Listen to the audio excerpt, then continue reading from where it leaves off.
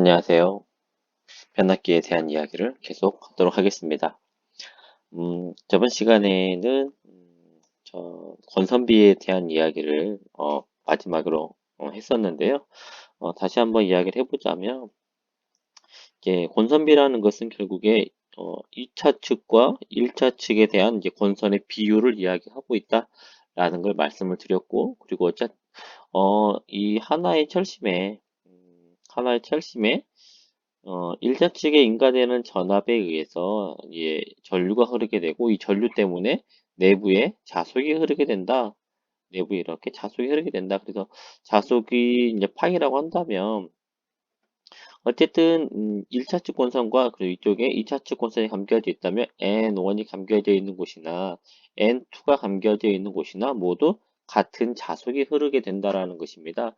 그래서 같은 자속이 흐르기 때문에 이 N1 측에서 1차 측에서 만들어지는 이 기전력의 크기도 계산해 보게 되면, 기전력의 크기도 마이너스 N1 T분의 D 파이로 만들어지게 될 것이고, 2차 측에서 만들어지는 기전력인 E2도 마이너스 N2 DT분의 D 파이라는 것으로 만들어지게 된다는 것이죠. 그래서 시간에 대한 어쨌든 뭐 같은 시간 동안에 같은 자속의 변화가 생기기 때문에 결과적으로 1차 측에 대한 기전력과 2차 측에 대한 기전력의 비율도, 즉 뭐가 된다? 권선의 비율이 되더라.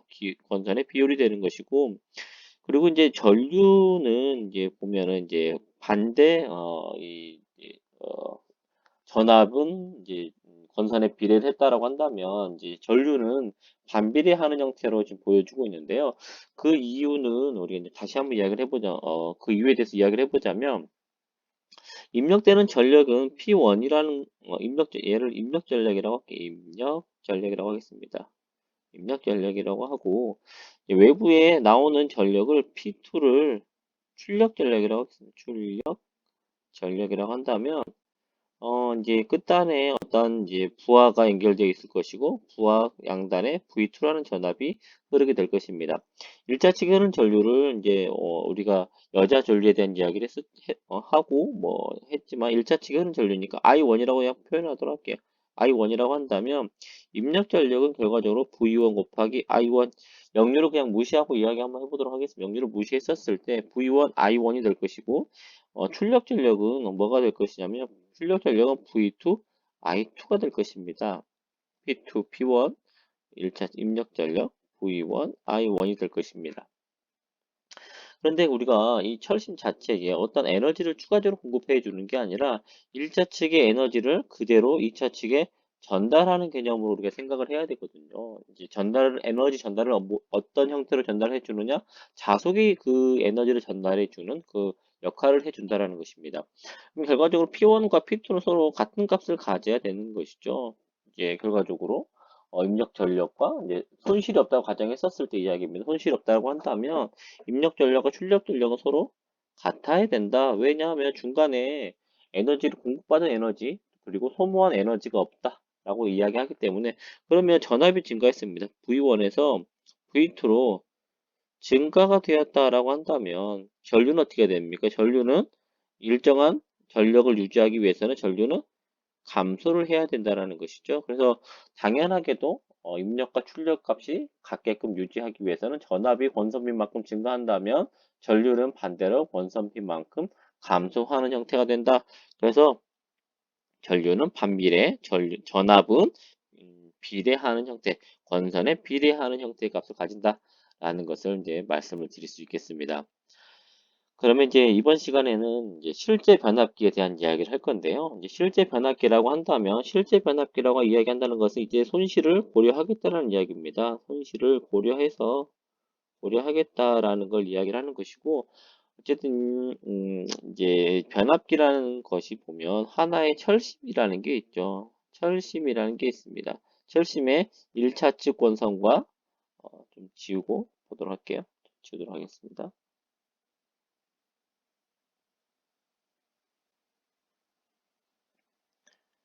이제 여기를 1차 권선, 1차 측 권선이라고 하고, 이제 한쪽을 2차 측 권선이라고 했었을 때, 하나의 철심이라는 곳에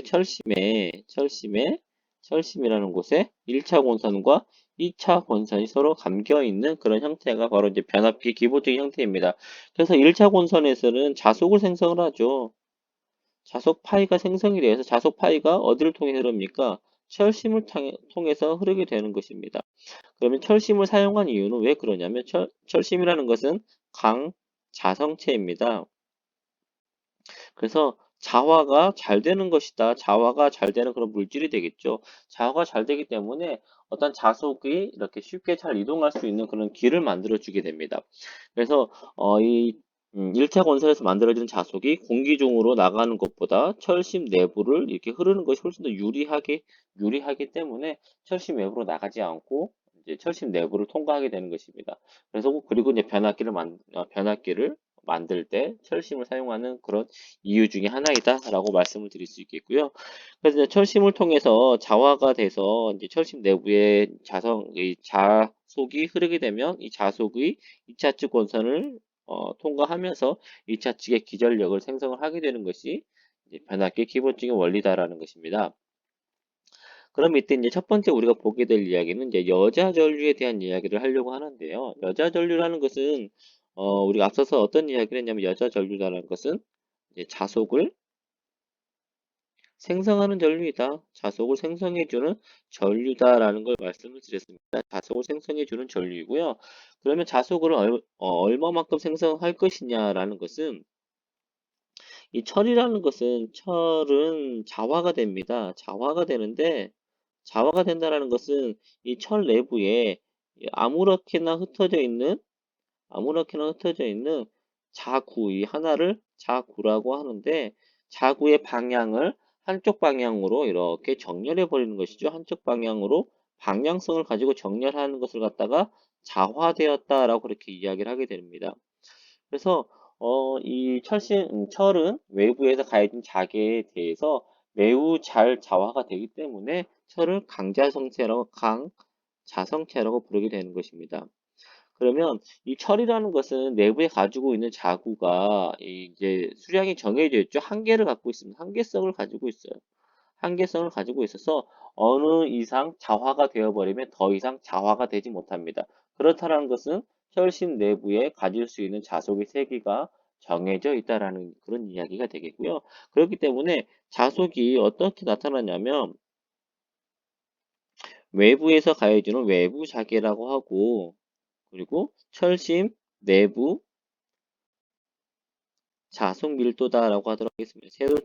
철심 내부 자속 밀도라고 했었을 때 외부의 자개가 점점 증가함에 따라서 또는 외부의 자개 또는 전류가 증가함에 따라서 이렇게 선형적으로 증가하다가 어느 순간에는 더 이상 자화될 자구가 있지 않아서 이렇게 음, 일정해져 버린 현상이 나타나게 되는 것이고, 일정해지는 현상을 바로 포화 현상이다 라고 그렇게 이야기를 하게 됩니다. 그래서 이제 자속 포화가 나타나게 되고, 그러면 어쨌든 이 철심 내부의 자속 밀도를 만들어주는 전류를 우리가 어떤 전류다라고 했냐면 여자 전류다라고 했습니다. 전류이다라고 이야기를 했어요. 그러면 이 전류를 어디만큼 쓰면 되겠습니까, 여러분들? 이 지점, 하나의 지점, 1번 지점, 그리고 2번 지점, 3번 지점, 4번 지점이라고 했었을 때 1번과 2번 지점은 철의 전체 최대 자속을 이용하지 못하는 그런 이제 낮은 자속을 이용을 하게 되는 것이고, 3번과 4번은 철이 가질 수 있는 이제 최대 자속을 이용할 수가 있게 되는 것이죠. 어쨌든 철은 더 많은 자속을 이제 흘릴 수가 있는데, 낮은 자속을 쓴다는 것 자체가 어떤 이제 그 손실적인 부분이다라고 볼 수가 있겠죠. 그러면 더 작은 철을 이용해줘도 되는 거잖아요. 더 낮은 자화 특성을 갖고 있는, 더 낮은 자속의 세기를 갖고 있는 물질을 써도 되는데, 굳이 이 물질을 쓰지 않아도 된다는 것이죠. 그렇기 때문에 최대 자속을 쓸 수 있는 전류가 이제 여자 전류의 그런 이제 기준이다라고 볼 수가 있는데, 3번 지점의 전류나 4번 지점의 전류나 어쨌든 철심 내부의 자속의 세기는 서로 동일하다라는 것입니다. 그러면 결과적으로 이 3번이 바로 어떤 전류가 된다? 이 철심을 자화시키는 이 철심의 자속을 만들어주는 여자 전류의 크기가 된다라는 것입니다. 그래서 여자 전류의 크기는 결과적으로 어떤 전류이냐면 여자 전류의 크기는 포화되기 바로 전의 전류의 크기다. 라고 그렇게 우리가 이제 생각을 해볼 수가 있는 것이죠.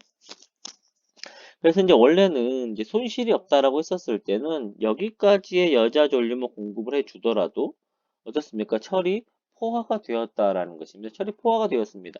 그런데 여기에서 이제 한 가지 어떤 이제 철이 어떤 특성을 가지게 되냐면 외부에서 이제 변압기라는 것은 외부에서 가해주는 이제 인가되는 전압이 이제 AC잖아요. AC이기 때문에 증가했다가 감소했다가 마이너스 방향으로 증가했다가 마이너스 방향에서 감소했다가 이러한 변화가 나타나게 됩니다. 이런 변화를 가지고 있어요. 이 변화로 인해서 그 철심의 이제 그 자화를 시키는 여자 전류의 크기도 계속 지속적으로 변화를 하게 되겠죠.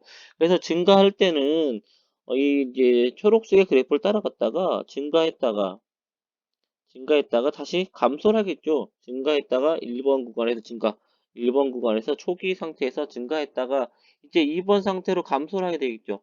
2번 상태로 감소를 하게 되었을 때 어떤 식으로 감소가 되냐면 여기서 떨어질 때 1번을 향해서 떨어지는 게 아니라 일단 자기만의 어떤 경로를 새롭게 만들어 버리게 되는 것입니다.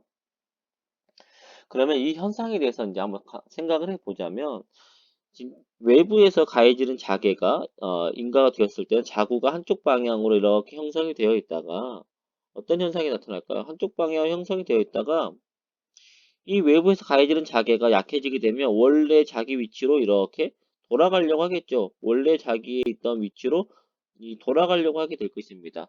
그럼 돌아가려고 하는데 누가 붙잡고 있냐면 주변에 있는 자구들이 이 변화를 다시 또 방해하고 있는 것입니다. 일정 크기만큼 줄어들기 전까지는 자기 주변에 있는 자구의 영향으로 그 크기가 감소되지 못하고 있다가 일정 이상 줄어들게 되었을 때부터 서서히 감소하게 된다는 것이죠. 서서히 감소하게 돼서 외부에서 가해지는 자개가 0이 되더라도 일정 수준 남아있는 잔류 자기값을 가지게 되어버리게 됩니다. 잔류 자기값을 가지게 되고 이제 3번 구간으로 왔을 때는 이제 전류의 크기는 마이너스가 되는 거잖아요. 전류의 크기는 마이너스가 되더라도 이렇게 해서 이제 3번 영역부터는 또 이렇게 서서히 감소해서 이 마이너스 영역이라는 건 자구의 자화 방향이 반대 방향이 되는 것이죠. 자화의 방향이 반대가 되는 방향도 어쨌든 포화가 나타나게 될 것입니다. 자속의 마이너스 포화가 나타나게 되고 다시 이 마이너스 방향에서 감소하는 4번 구간이 되었을 때는 이러한 영역을 따라서 이동을 하게 되게 됩니다. 그래서 이쪽도 어쨌든 간에 이제 마이너스 잔류자기 반대 방향의 잔류자기의 크기다 라고 볼 수가 있는 것이고 그래서 4번을 지나서 이제 어느 부분을 올 거냐면 다시 이렇게 1번과 같은 이제 5번 구간으로 들어오게 되는데 이때 5번 구간으로 들어올 때 보면 5번 구간에서는 이러한 변화를 나타내게 됩니다. 이러한 변화를 나타내게 돼요.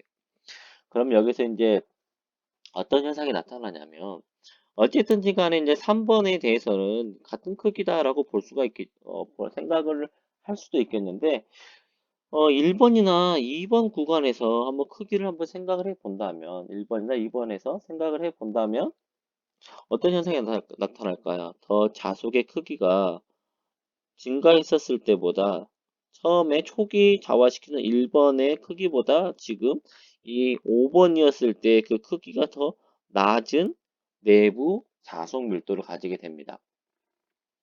1번이었을 때와 그 다음에 5번이었을 때 비교했었을 때 1번의 철심 내부 자속 밀도와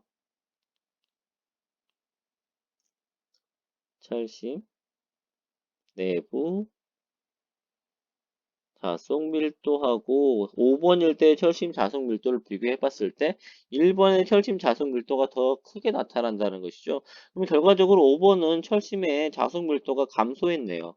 그렇죠. 1번에서 5번이 되었을 때는 감소를 했다라고 이야기할 수가 있습니다. 그러면 이건 왜 감소가 되었냐면 어떠한 내부적인 손실이 있다라고 그렇게 생각을 하게 되는 것이고 이런 자속이 감소되어서 나타나는 그런 현상을 뭐라고 부르냐면 이 루프를 히스테리시스 루프다라고 이야기를 하고 이 손실을 히스테리시스 손실이다라고 그렇게 이야기를 하게 됩니다. 그래서 철이 가지고 있는 독특한 그런 이제 특성 때문에 나타나는 첫 번째 현상이다라고 이야기할 수가 있겠고요. 두 번째는 이제 철심 내부에 어떤 이제 철심 내부에 자속이 이제 이동하고 있는데 자속이 시간에 따라서 변화를 하고 있습니다. 자속이 시간에 의해서 변화하고 있으면 물리적인 그런 현상에서는 이 변화를 어떻게 하려고 한다? 변화를 방해하려고 한다라고 했습니다. 이 방해하는 법칙을 렌치의 법칙이라고 이야기했죠. 렌치의 법칙에 의해서 보면 어떤 변화를 방해하는 방향으로 자속의 변화를 방해하는 방향으로 뭘 만들게 되냐면 기전력을 생성을 하게 됩니다. 이 기전력을 생성을 하게 되고 자속의 변화를 방해하기 위해서는 어떤 이 변화와 반대 방향이 되어야 되겠죠. 반대 방향. 그럼 반대 방향에 파이 다시다라는 자속을 만들어내야 될 것입니다. 자석을 만들기 위해서는 뭐가 필요할까요? 자석을 만들기 위해서는 전류가 필요하겠죠. 그래서 이 반대 방향의 자석을 만들기 위해서 오른나사 법칙의 방향을 적용해 주게 되면 이런 시계 방향으로 향하는 어떤 전류가 만들어지게 되는데 이 전류의 모양이 꼭 소용돌이 친다. 소용돌이 치고 이제 맴돈다. 맴도는 모양이다라고 해서 소용돌이 전류 또는 맴돌이 전류 영어로는 이제 에디 커런트라고 부르게 되는 것이죠. 에디 커런트라고 부르는 그런 전류가 만들어지게 됩니다.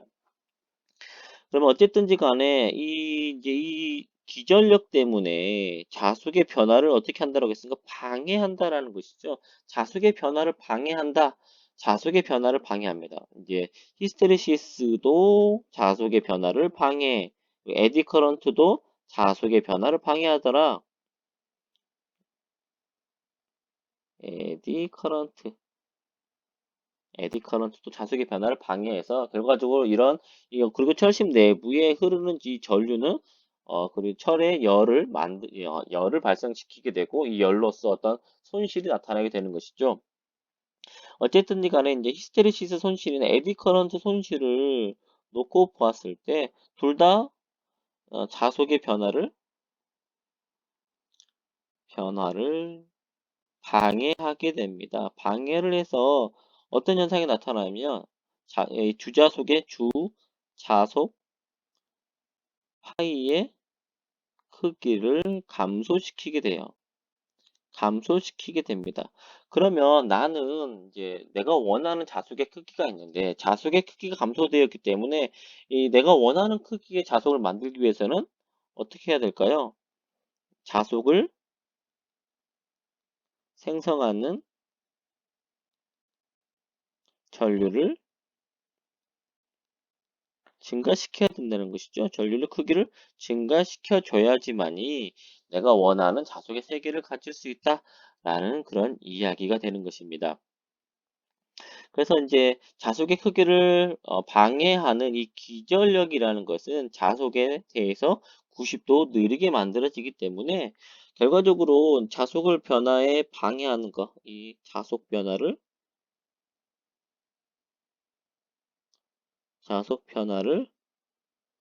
방해하는 요소의 전류가 다음과 같이 만들어지게 되는 것이고, 그러면 이 전류를 방해하는 전류인 것이고, 그러면 이 전류를 상쇄시켜 줄 수 있는 크기의 전류를 반대 방향으로 흘려줘야 된다는 것이죠.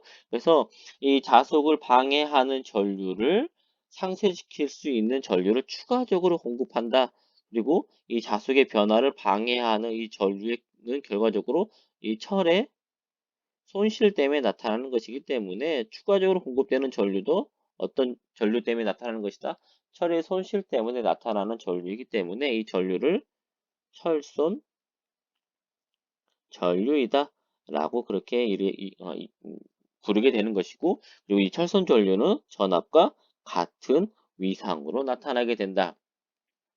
그러면 결과적으로 우리가 자속 파이를 만들 수 있는 이 자화전류 I 파이라는 전류도 필요하고, 그리고 철의 손실을 상쇄시킬 수 있는 이 철손 전류다라는 것도 필요합니다. 두 개의 전류가 결과적으로 더해진 그 크기인 I0 값이 여자 전류의 전체적인 크기이다. 1차 측에서 내가 원하는 이 여자 전류의 개념은 1차 측에서 1차 측에서 내가 원하는 자속 파일을 생성하기 위해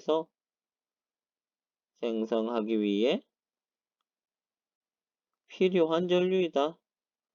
필요한 전류의 크기가 바로 이제 여자 전류이다. 라고 그렇게 이야기를 할 수가 있는 것입니다. 그래서 이제 이상적인 변압기에서는 철선이 없었기 때문에 이 여자 전류와 이 이제 자속이 이제 같은 위상을 가졌는데, 이제 실제 철심에서는 철의 포화 특성에 따라서 나타나는 어떤 이제 히스테레시스 손실과, 그리고 이제 그 자속의 변화를 방해하는 방향으로 나타나는 에디 커런트 손실 때문에 그 손실을 시켜줄 수 있는 전류의 값이 필요해서 추가적인 전류가 흐르기 때문에 이제 여자 전류가 이러한 크기를 가지게 되는 것이죠. 그래서 이제 여자 전류다라는 것은, 여자 전류는 자속을 생성하는 자화 전류와 철손에 의해서 나타나는 철손 전류의 합이다라고 이렇게 이제 이야기할 수가 있는 것이고, 그리고 이제 철손이라는 것은, 이 II라는 것은 이제 철손 전류거든요. 철손 전류인데, 그리고 PI는 이제 철손입니다. 철에 의해서 나타나는 철의 손실이 되겠죠. 그래서 어쨌든 철의 손실은 철의 손실 때문에 흐르는 전류 곱하기, 플러스가 아니죠. 곱하기 인가되는 전압의 크기가 될 것이고, 그러면 철손 전류는 인가되는 전압분의 철손이다. 철순이다라고 이야기할 수가 있을 것입니다. 그래서 이 크기는 벡터도에서 계산해 보자면, 벡터도에서 계산해 보게 되면 I0 곱하기 I0 코사인, 여기 이 각도를 세타 제로다라고 한다면, 각도 세타 I0 코사인 세타 제로로 계산할 수가 있는 것이고, 그리고 자화전류는 I0 곱하기 여기의 각도가 또 세타 제로이기 때문에 I0 곱하기 사인 세타, I0 곱하기 사인 세타라서 계산할 수가 있고, 그리고 직각삼각형의 피타고라스의 정리에 의해서 다음과 같이 자화 전류를 계산할 수가 있겠습니다. 그러면 여기서 이제 자화 전류에 대한 이야기가 나오는 이유는 어떤 거냐면, 이제 우리가 뒤쪽에 나오는 이야기인데, 철손을 측정을 할 수가 있습니다. 철손은 어떤 이제 개방 시험을 통해서 개방 시험으로 철손을 측정할 수 있고, 철손 전류도 측정을 할 수가 있게 되는 것이죠. 그리고 이 1차 측에서 공급되는 여자 전류 값을 측정을 하고, 세 개의 값을 측정할 수 있다면 여자 전류를 측정을 하고, 그리고 이 철손에 의해서 나타나는 철손 전류 값을 계산을 하게 되면 결과적으로 뭘 알 수 있다? 자화하는데 필요한 자화 전류 값을 계산할 수 있다라는 그런 부분이 되겠습니다. 다음으로 이제 여자 어드민턴스가 주어져 있는데요. 여기에서 이제 여자라는 부분은 이제 자속을 생성하는 그런 부분을 나타내고 있다라고 볼 수가 있겠고, 그래서 여자 어드민턴스는 결과적으로 어디를 이야기를 하는 거냐면 철심 부분이다. 철심의 그런 정기적인 특성을 보여주는 곳이다. 정기적인 특성을 나타내는 곳이다. 라고 말씀을 드릴 수가 있겠습니다. 그래서 이제 철심에는 결과적으로 이제 전체적인 전류는 여자 전류는 자화 전류와 그리고 이 철선 전류의 합이다라고 이야기를 할 수가 있고, 이 자화 전류는 보니까 자화 전류를 봤을 때 자화 전류는 그림을 좀 깨끗하게 해서 보면, 자화 전류라는 것은 전압보다 90도 느리죠. 90도 느리고, 철선 전류는 같은 동상을 가지고 있습니다. 그러면 우리가 이제 부하의 개념으로 봤을 때 전압과 전류가 같은 위상을 가지는 그런 이제 소자는 저항성 소자인 것이죠. 그래서 철선 전류는 저항성 저항성 소자가 있는 곳에 흐르는 전류이다라고 이야기할 수가 있는 것이고 90도 위상이 느리게 나타나는 그런 전류는 누구 때문에 나타나는 것이다? 유도성 소자로 인해서 나타나는 현상이다라고 이야기할 수가 있는 것입니다. 그래서 여자 전류 I0가 인가되었을 때 I0에 따라서 어떤 전류가 흐릅니까? 자화 전류도 흐르고 그리고 철선 전류도 흐르게 되는 것이죠. 철선 전류가 흐르는데 철선 전류가 흐르는 곳은 저항성 소자 그리고 자화 전류가 흐르는 곳은 유도성 소자가 흐르는 곳이다 라고 해서 그림의 모양이 다음과 같은 여자 어드미턴스의 그런 철심의 정기적인 특성도가 나타나게 되는 것입니다. 그러면 이제 우리가 임피던스라는 말은 많이 들어봤습니다. 임피던스라는 것은 어떤 거냐면 임피드라는 말이 어떤 방해한다라는 이야기를 그런 의미를 가지고 있기 때문에 전류를 방해하는 방해하는 요소들을 모두 임피던스이다 라고 그렇게 이야기를 하게 됩니다. 그리고 어드미턴스는 임피던스를 우리가 이제 알파벳 G로 표현을 하고 어드미턴스는 Y로 표현을 하게 되는데 어드미턴스는 임피던스의 역수이다 라고 이제 그렇게 우리가 정의를 하고 있고 이제 임피던스가 높으면 전류를 많이 방해하게 되는 것이고 그리고 만약에 임피던스가 높다라고 한다면 어드미턴스는 어떻게 될까요? 어드미턴스의 크기는 나누어주는 숫자가 커지면 커질수록 어드미턴스의 크기는 감소한다라고 볼 수가 있겠죠. 그래서 이 어드미턴스는 전류를 얼마큼 잘 흘리느냐, 전류가 얼마나 잘 흐르는지를 나타내는 그런 요소이다라고 말씀을 드릴 수가 있겠습니다. 그리고 이제 임피던스라는 것은 전류를 방해하는 요소이기 때문에 직렬이라는 것은 전류가 흐르는 길이 하나밖에 없는 것이잖아요. 전류가 흐르는 길이 하나인데 하나의 길에 이렇게 방해하는 요소들이 여러 개가 놓여져 있는 것이잖아요. 그래서 하나의 길에 여러 개가 놓여져 있기 때문에 당연히 전류를 방해하는 요소들이 이제 많다라고 볼 수가 있겠지만 이제 병렬 연결이라고 한다면 병렬 연결은 어떻습니까? 갈 수 있는 이제 하나의 길로 들어와서 갈 수 있는 길이 여러 군데 여러 갈래의 길로 나누어진다면 결과적으로 길이 넓어지는 거잖아요. 길이 넓어지는 거기 때문에 병렬 연결은 그만큼 전류가 잘 흐른다라고 그렇게 이야기를 할 수가 있게 됩니다. 그래서 이제 이런 회로를 나타내게 되었을 때 직렬 연결되어 있는 회로는 어떤 임피던스의 개념으로 전류를 방해하는 개념으로 접근하는 것이 보다 접근하는 방법이 더 좋을 수가 있고 그리고 이제 병렬 연결은 전류를 얼마큼 더 직렬 연결보다 잘 흐르기 때문에 어드미턴스의 개념으로 접근하는 것이 더 유리하다라고 그렇게 이야기를 할 수가 있겠습니다. 그래서 철심 부분은 이제 이렇게 병렬적인 구조를 가지고 있기 때문에 이 병렬 구조를 나타내기 위해서 어드미턴스라는 그런 값을 사용을 하게 되는 것이고 그래서 여자 어드미턴스는 철심이 가지고 있는 그런 정기적인 특성을 나타내는 것이다 라고 생각을 하시면 되겠습니다.